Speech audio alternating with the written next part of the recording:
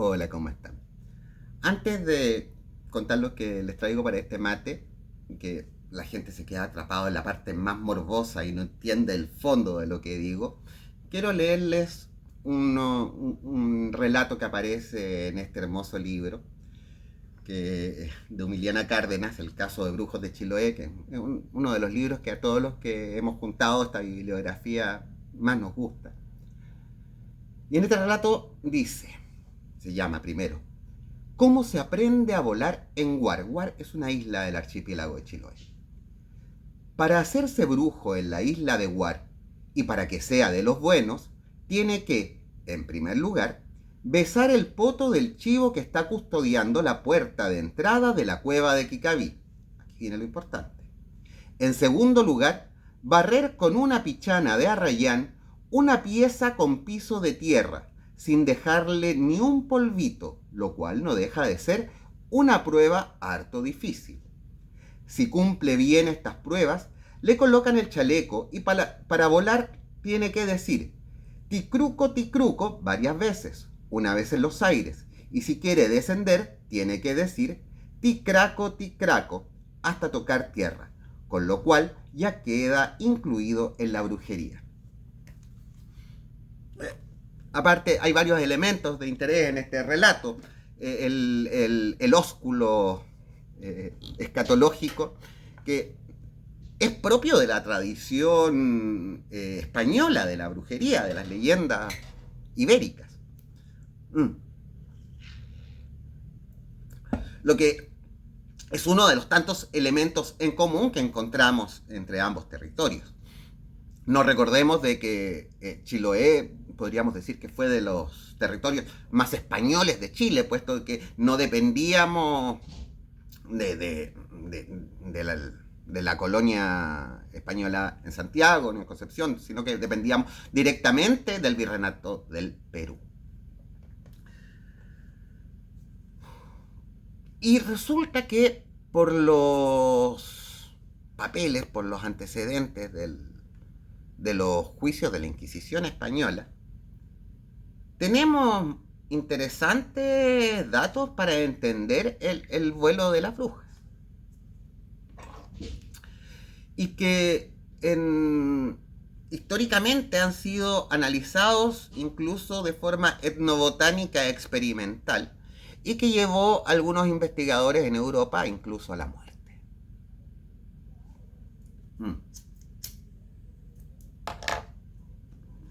De hecho,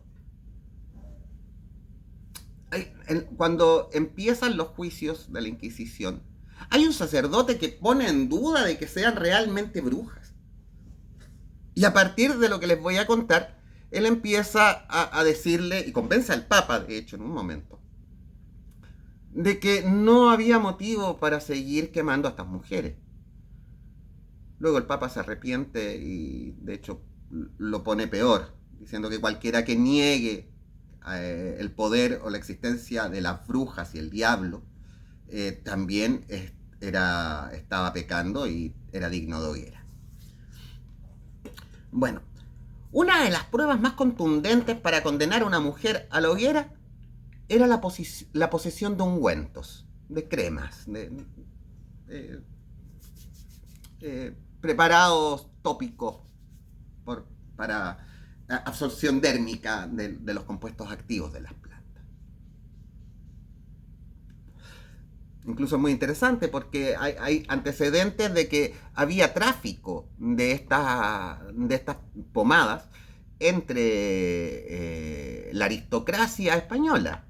O sea, había uno de estos guardianes del almacén donde se custodiaban estas pruebas de brujería, vendían por debajo estas cremas. Y también se puede entender por qué.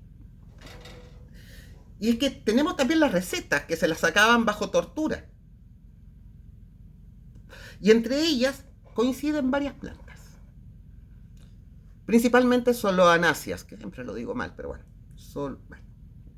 Y hay algunas muy específicas que coinciden. Principalmente la Datura stramonium, aquí conocida como chamico, el beleño y la mandrágora. Todas ellas tienen en común un par de compuestos activos, la isioamina o atropina y la escopolamina, que sabemos que son sustancias de alto potencial psicoactivo.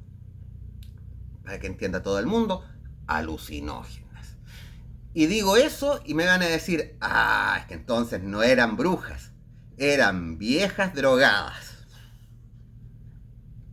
No es tan simple, no es tan simple. Y hay una película vasca, creo que, sobre el tema de la Inquisición, que parte con unos inquisidores frente a la hoguera. Y uno le dice al otro, ¿y si no son brujas? Y solo estaban soñando. Y el otro le dice, mira, puede ser, pero ¿cómo es que todas soñaban lo mismo? Y ahí está el punto interesante. En estos juicios de la Inquisición se dice que estas pomadas se las aplicaban en las partes blandas del cuerpo, axilas, piernas, en el cuello, lo que es muy interesante para nosotros, porque también tenemos relatos acá, en el sur de Chile, donde por medio de la aplicación, por ejemplo, de estos ungüentos en el cuello, es que salía la cabeza transformada en tuetué. Y claro, estas partes blandas del cuerpo, que es donde la dermis es más delgada, es por donde más rápido se absorberán estas sustancias cargadas de las moléculas psicoactivas.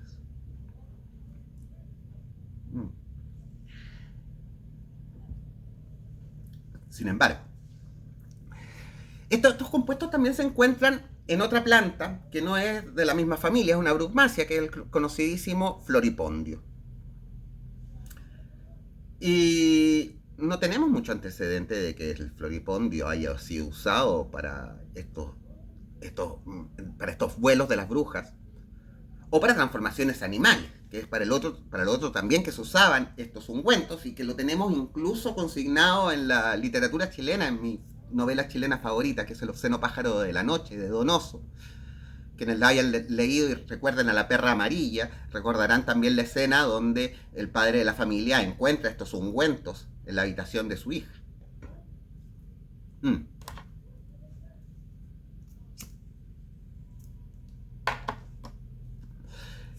Y es que, ¿por qué se aplicaban en ungüentos también? Porque hay que recordar la máxima de Paracelso, dosis sola facit venenum. Nada por sí mismo es un veneno. Solo la dosis convierte a una sustancia en veneno y cualquier cosa, en el fondo, en la dosis adecuada, puede llegar a ser mortal. Solo la dosis hace el veneno. Dosis sola facit venenum. La aplicación en ungüentos hace menos probable que llegar a ese nivel tóxico como si ocurre por vía oral, que es lo que le ocurre a muchos que terminan con daños o mueren debido al consumo de floripondio. Bueno, hay ciertas partes del cuerpo donde los capilares están más expuestos y que por lo tanto hacen más fácil la absorción de estos compuestos de los ungüentos. Muchos de ellos están en los genitales. Así que las brujas tomaban las escobas, los palos de escoba, los untaban en los ungüentos y a volar bruja. En el fondo la escoba funcionaba como adminículo de administración de la atropina, pero también de la escopolamina, que es un compuesto muy interesante porque está consignado como hipnótico, es decir, que predispone a la inducción y que el que muchos chamanes usan irresponsablemente en sus pacientes para conducir el viaje hacia donde ellos quieren. En el caso de las brujas no siempre tenemos esta indicación. De hecho, la mayor parte de las veces, al parecer, se la aplicaban en solitario. ¿Y qué es lo realmente interesante de esto? No es simplemente entenderlos como viejas drogadas, sino es que todas tienen una experiencia en común. O se transformaban en animal, o viajaban a la cueva de Salamanca y se encontraban con seres fabulosos, con el chivato de la cueva, con personas fallecidas, muy similar a lo que tenemos de los relatos de las cuevas de los brujos acá en Chiloé. Y hay que considerar que nosotros, en tanto personas del siglo XXI, traemos toda la herencia ético-moral de las políticas antidrogas del siglo XX. Y que tenemos esta como clara división de lo que es el mundo sobrio del mundo alucinógeno de las drogas. Es decir, alucinógeno es una incoherencia lógica, pero estoy ocupando términos que se entiendan. Y todos los que han consumido saben que no hay ninguna certeza ni ninguna dirección al que te va a llevar este viaje enteogénico producido por sustancias. ¿Cómo es que se repetía en estos distintos casos de las brujas? O voy a decir también de los brujos de Chiloé. Y ahí, y esto es mi especulación personal, entra el poder del mito.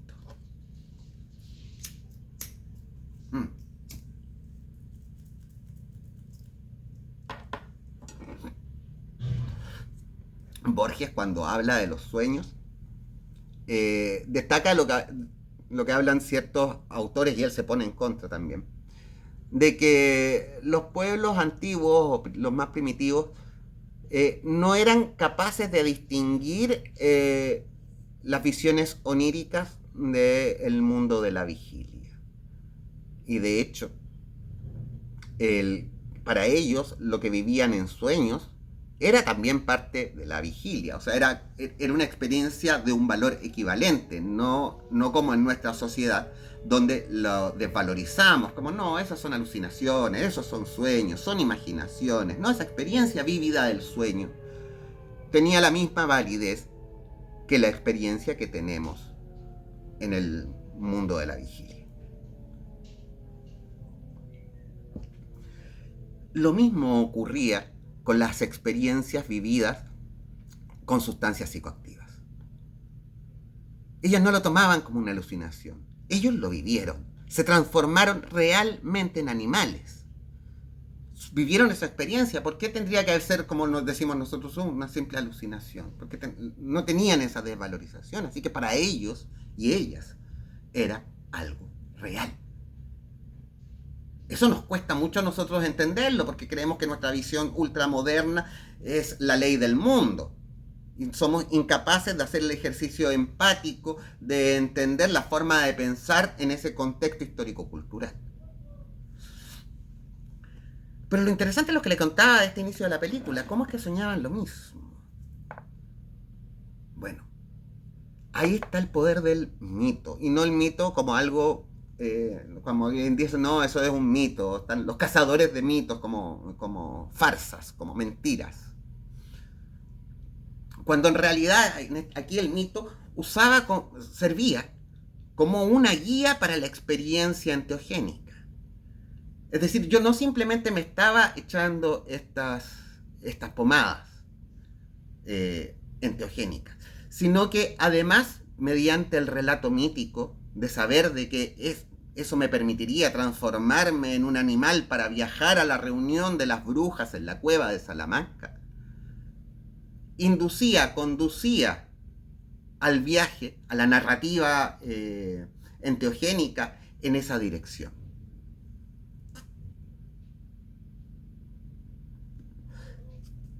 En ese contexto, debiésemos preguntarnos si en realidad se encontraba. Y de ahí viene un planteamiento teórico, también un planteamiento especulativo, que quizás las cuevas, más que ser accidentes geográficos materiales, eran espacios astrales. Eran, si quieren, mundos imaginarios compartidos colectivamente por medio del relato mítico. Y si tenemos una serie de individuos para los cuales estos relatos formaban parte de su realidad, no de una alucinación, de una realidad, no debiese extrañarnos que incluso lograsen una comunicación y una experiencia colectiva. O sea, sería un viaje psicodélico compartido. Nosotros no compartimos esa visión, no compartimos ese contexto cultural. No es lo mismo para nosotros echarnos esos ungüentos que para ellos.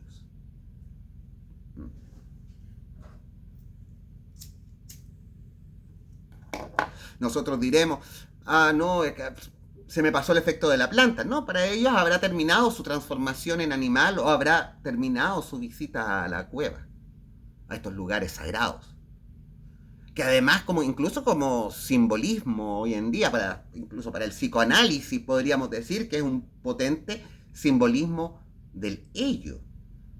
Voy a usar un término mal entendido, pero que sería una visita al subconsciente colectivo.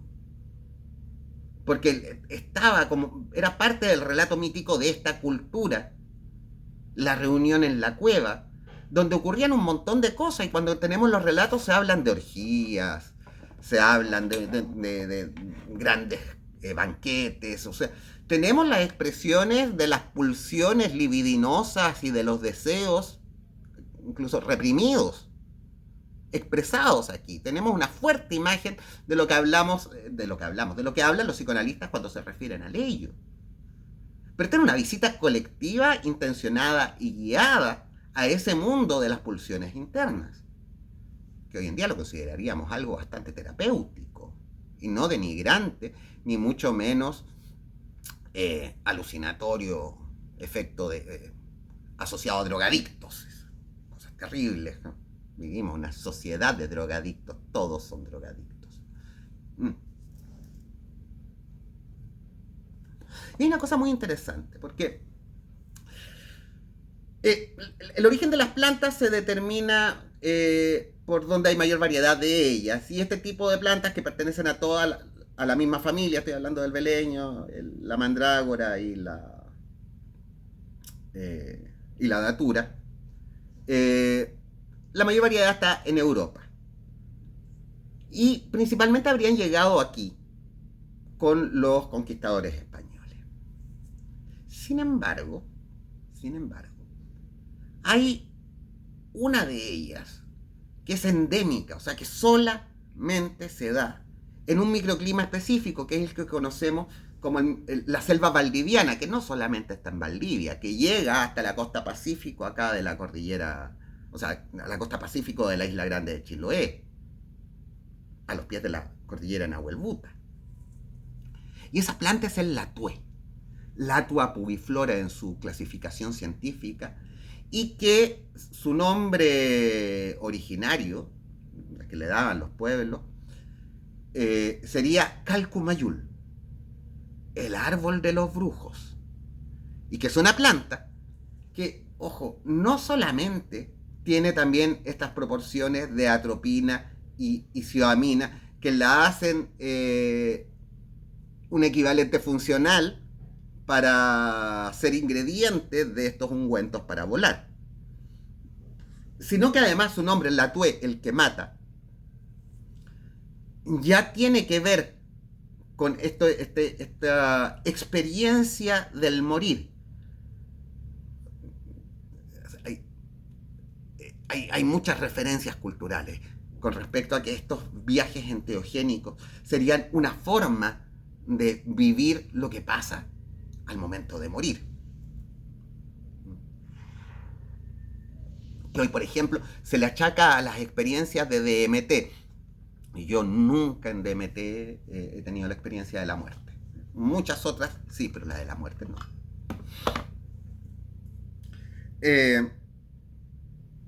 Y además es una planta que tiene un par de características interesantes. Se da hacia la costa, hacia el océano Pacífico, que es hacia donde se iban las almas al momento de morir. Florece solamente en invierno, cuando tenemos mayor horas de oscuridad que de luz. Se da solamente en quebradas con alta humedad y baja luz, o sea, que estén tapadas por un determinado porcentaje de follaje que le dé sombra. Y la flor que solamente da en invierno, que es una flor rosácea, yo la he buscado varias veces. De hecho, tenía una pareja que me decía que yo era como Ángel, la niña de las flores, porque viajábamos, la llevaba a la pobre en invierno a estos bosques a intentar encontrar el atué. No tuve éxito, no tuve éxito. Pero es interesante que encontremos una planta que tenga los mismos compuestos activos que las que usaban las brujas quemadas por la Inquisición española y que tenga incluso en su nombre aborigen también una relación con la brujería. De ahí una especulación que yo he planteado por muchos años, que quizás esa era la planta que se usaba en los ungüentos acá, que permitía a los brujos convertirse en tuetué y también convertirse en animales y visitar la cueva de los brujos tal como lo relataba el mito español. E insisto, acá se dependía directamente del virreinato del Perú. Por lo tanto, teníamos una influencia española más directa. Así que no es de extrañar que se hayan arraigado también esos mismos relatos de la brujería española.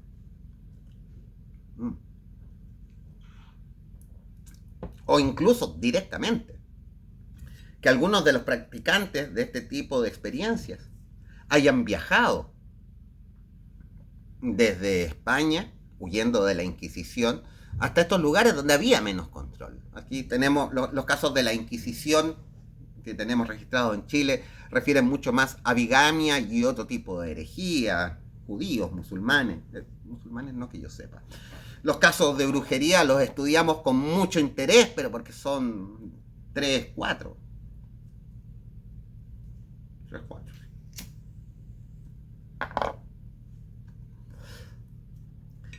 Y eso en realidad nos lleva a preguntarnos otras cosas, no es simplemente a reducir la experiencia del vuelo de las brujas a viejas drogadas, sino que es cómo trabajamos este tipo de experiencias desde la perspectiva espiritual. Ojo que no solamente esto con el vuelo por medio de los ungüentos. También lo tenemos en la famosa imagen que está muy instalada en el imaginario, que es el caldero de las brujas, ¿no? Ahí en Macbeth, las brujas revolviendo el caldero y cantando, y que de hecho cantan una serie de ingredientes, que hay investigadores que empezaron a investigarlos bien, y muchos de ellos, no los recuerdo en detalle en este momento, pero cuando te decían, no sé, voy a inventar, ojo de murciélago, no se referían a tomar un murciélago y sacarle el ojo, sino que se referían al brote de una determinada planta que en determinada época del año se le denominaba ojo de murciélago. En realidad eran los nombres populares con que se le llamaba a determinadas plantas. En algunos casos han sido identificados, en otros sigue siendo un misterio. Y como les decía en un momento, como es fácil llegar a la dosis tóxica con estas plantas, en vez de consumirlas oralmente, lo hacían en ungüentos o por medio de vapores. Echaban las plantas al caldero y se quedaban ahí revolviéndolo, aspirando los vapores. Seguramente, de hecho, ellas no eran conscientes, como hoy lo somos, de que estaban, por medio de ese vapor, también consumiendo estas moléculas psicoactivas. Y no hay que tomárselo como poca cosa o como una cosa menor esto, porque en Alemania hubo un investigador que se dedicó a experimentar con estas plantas y por medio de vapores llegó a la dosis tóxica, lo que le significó la muerte. Lo que nos hace como tomar cierta distancia de estas prácticas, porque además no tenemos antecedentes de que aquellos etnobotánicos europeos que buscaban replicar el vuelo de las brujas hayan tenido éxito. Tenemos antecedentes de que tuvieron algunas experiencias psicodélicas, sí, ¿De que hayan replicado el viaje de el vuelo de las brujas? No. Algunos muy, muy tangenciales, pero que hayan logrado replicarlo, no. Y eso nuevamente se debe a que no estaban integrados a la cultura a la que pertenecía ese relato mítico, que es tanto o más importante que la sustancia psicoactiva, porque claro, nosotros hoy en día tenemos una causalidad directa, me tomo la pastilla y se me soluciona el problema, no hay que hacer nada más, es como una cosa automática, buscamos esos automatismos que no impliquen esfuerzo, cuando en magia, yo siempre digo, la magia no ocurre por arte de magia, tiene que ver con una disciplina, con un trabajo, con una disposición del cuerpo y la mente, con una preparación que va moldeando, va preformando la experiencia que se vivirá al entrar al estado alterado de conciencia al que te inducen estos enteógenos.